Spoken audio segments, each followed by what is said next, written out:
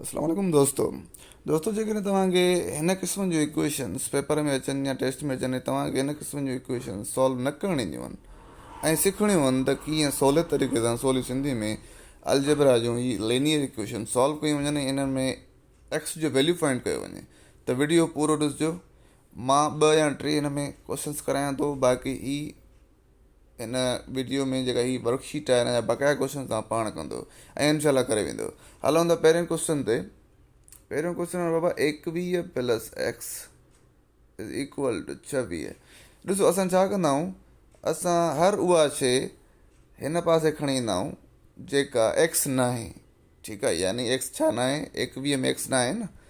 अगरि 21 खे मां हिन पासे खणी ईंदुमि न त पहिरियों ॾिसंदुमि हिते 21 करे छा थो, हिते माइनस न, हिते प्लस थो करे, कुझु निशानी न हूंदी आहे, कुझु बि न हुजे, सम्झो प्लस आहे त हिते छा बचंदो मुंहिंजो एक्स इज़ इक्वल टू 26।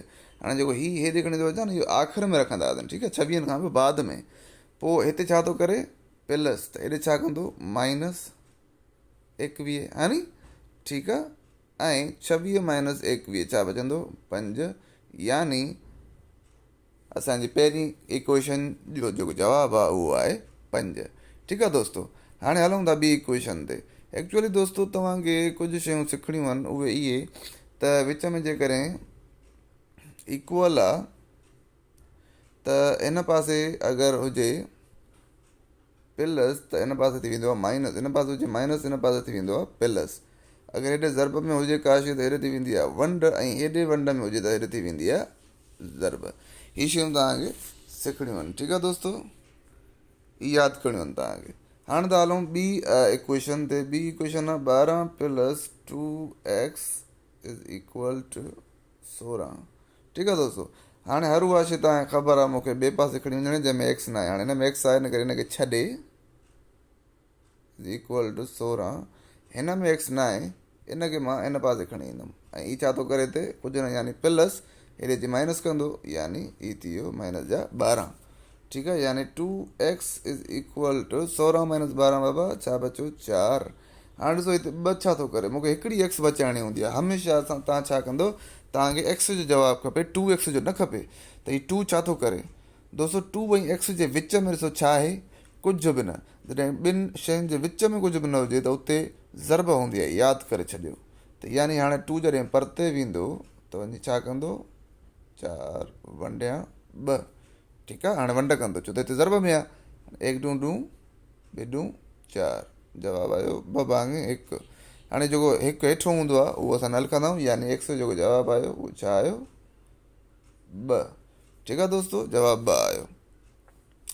हाणे हलूं था पाण 3 ते, या पोइ 13 ते। 13 करायां हूंदो मां, मिसाल ईअं न त पहिरियां सवला हूंदा आहिनि कॾहिं कॾहिं ऐं पोयां ॾुखिया बि हूंदा आहिनि, इन करे पाण हाणे हलूं था मिसाल 13 ते। हिनखे छॾियूं, हिते बंदि था कयूं। हाणे था हलूं पाण 13 ते। त 13 आहे 9x minus 18 is equal two 9। हीअ माइनस जो आहे ऐं बिना एक्स वारो आहे, इनखे असां परते खणी वेंदासीं, बाक़ी हिते छा बचंदो 9x इज़ इक्वल टू 9। हाणे जेको खणी ईंदासीं उहो लिखंदा हुआसीं, प्लस जो 18 थी वेंदो, छो त हुते कट जो जोड़ जो न आहे, माइनस जो आहे। त इहो थी वेंदो 27 is 9x is equal two 27। हाणे 9 हिते छा था कनि दोस्तो, ज़रब था कनि, त हेॾे अची छा कंदा 27 खे वंड कंदा, 1 9 3 27, यानी एक्स जो जवाबु छा थो अचे दोस्तो 3। उमेदु आहे दोस्तो तव्हांखे इक्वेशन्स सॉल्व करणु सम्झ में आयूं हूंदियूं। हिकिड़ी इक्वेशन मां ॿी बि ॾेई थो छॾियां जंहिंमें फ्रैक्शन हुजे, यानी जंहिंमें पहिरियां वंड हुजे त पोइ ज़रब थी वञे, जीअं उहो बि तव्हांखे अची वञे सम्झ में। मिसाल हिकिड़ो 1/2x is minus 1 is equal to 3। दोस्तो पहिरियां त जंहिंमें एक्स न आहे असां उहो ॿिए पासे खणी वञूं, ऐं उहो आहे माइनस जो 1। होॾे थी वेंदो त थी वेंदो प्लस जो 1 थी वेंदो। 1/2x हिते बचो, बाक़ी 3 प्लस 1, त छा थी वियो 1/2x इज़ इक्वल टू 4। हाणे ॾिसो हीउ छा थो करे, हेठियां वारो 2, 1 भाङे 2 में जेको 2 आहे उहो थो करे वंड। 1/2 आहे, हेठो वारो हमेशह वंड कंदो आहे न, त इहो जॾहिं 2 हेॾे ईंदो छा कंदो ज़रब, त यानी